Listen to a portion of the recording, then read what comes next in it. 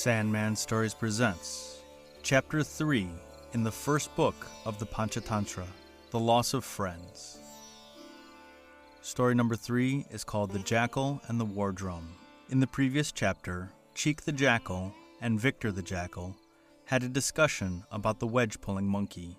Victor decided to talk to Rusty the Lion about the loud noise that came from the jungle. In this story, Victor tells Rusty the story of the Jackal and the War Drum. Okay, let's begin. The Jackal and the War Drum. In a certain region was a jackal whose throat was pinched by hunger.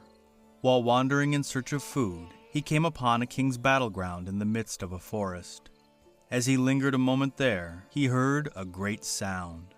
This sound troubled his heart exceedingly, so they fell into deep dejection and said, "Ah me, disaster is upon me.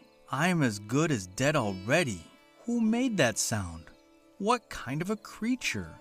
But on peering about, he spied a war drum that loomed like a mountain peak, and he thought, was that sound its natural voice? Or was it induced from without?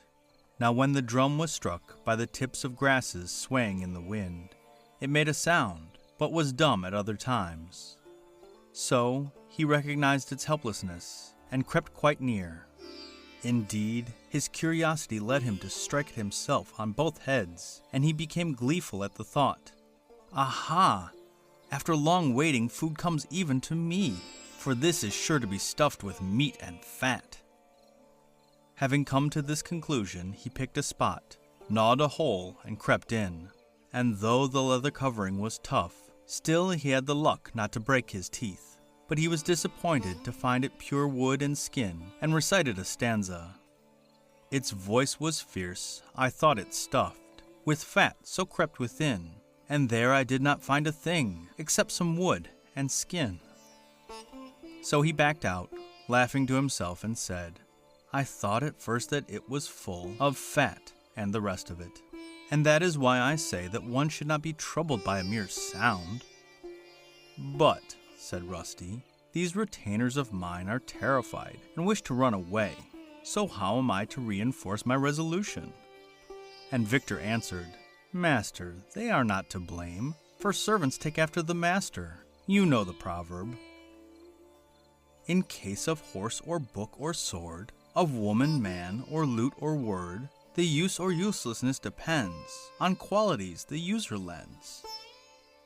Then summon your manhood, and remain on this spot until I return, having ascertained the nature of the creature. Then act as seems proper. What? Said Rusty. Are you plucky enough to go there?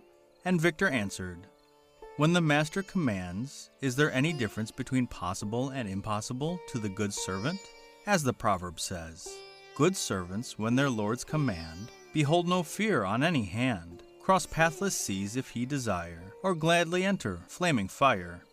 The servant who his lord commanding should strive to reach an understanding. On labors hard or easy he, king's counselor should never be. If you feel so, my dear fellow, said Rusty, then go. Blessed be your journeyings. So Victor bowed low and set out in the direction of the sound made by Lively. And when he was gone, terror troubled Rusty's heart, so that he thought, I made a sad mistake in trusting him to the point of revealing what is in my mind.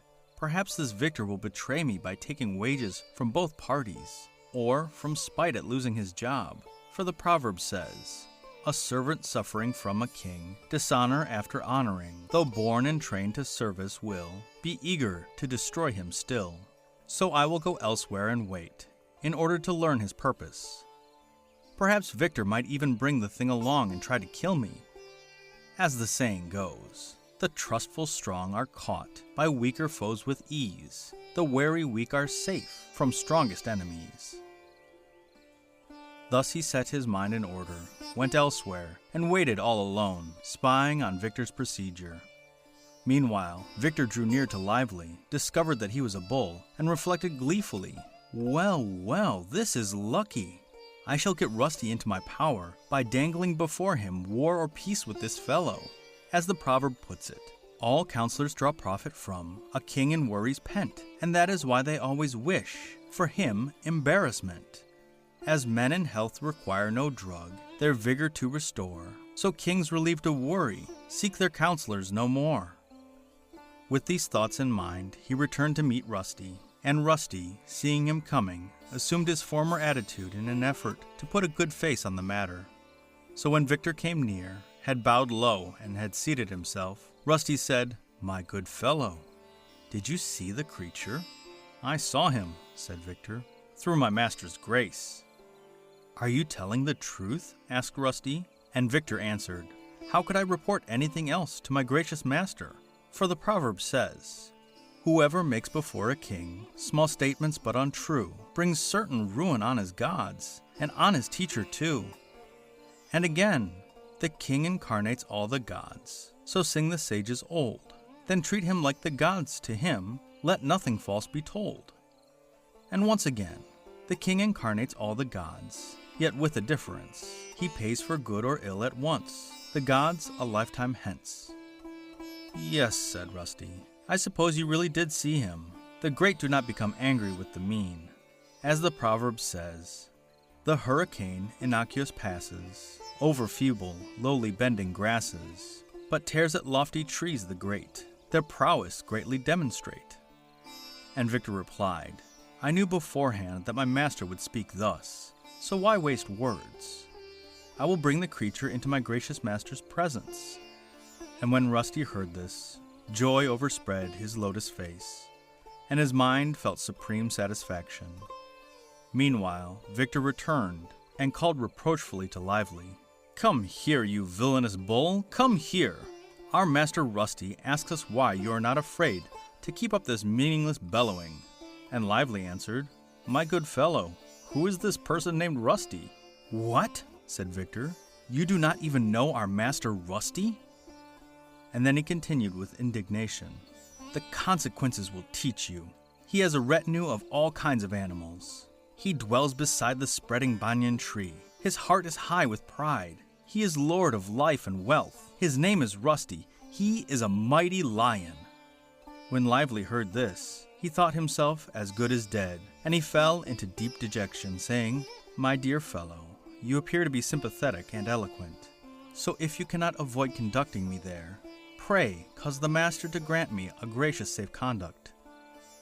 "You are quite right," said Victor. "Your request shows savoir-faire, for the earth has a limit, the mountains, the sea, the deep thoughts of kings are without boundary. Do you then remain in this spot. Later, when I have held him to an agreement, I will conduct you to him." Then Victor returned to Rusty and said, "Master, he is no ordinary creature.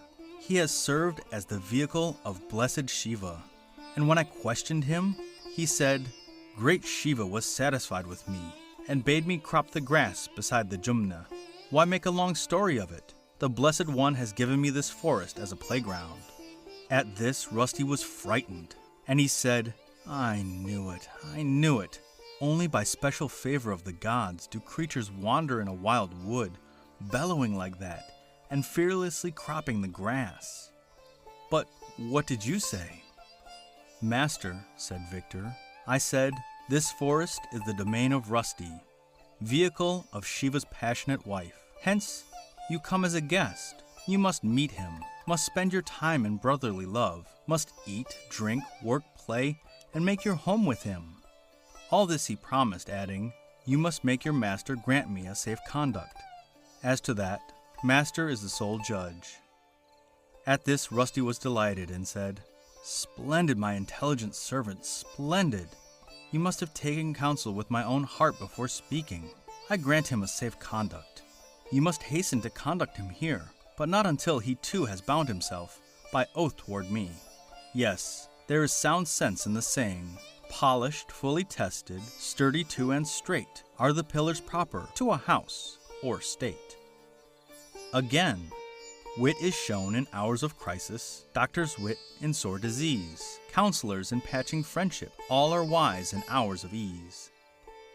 Now Victor thought, as he set out to meet Lively, "Well, well, the master is gracious to me, and ready to do my bidding, so there is none more blessed than I. For four things are nectar, milky food, a fire in chilly weather, an honor granted by the king, and loved ones come together. So he found Lively and said respectfully, "My friend, I won the old master's favor for you, and made him give you a safe conduct. You may go without anxiety. Still, though you have favor in the eyes of the king, you must act in agreement with me. You must not play the haughty master. I, for my part, in alliance with you, will take the role of counselor and bear the whole burden of administration. Thus we shall both enjoy royal affluence. For a sinful chase yet men can stalk the treasures of the crown. One starts the quarry from its lair, another strikes it down." And again, "Whoever is too haughty to pay king's retainers honors due, will find his feet are tottering, so merchant Strongtooth with the king." "How was that?" asked Lively. And Victor told the story of the merchant Strongtooth in The Loss of Friends.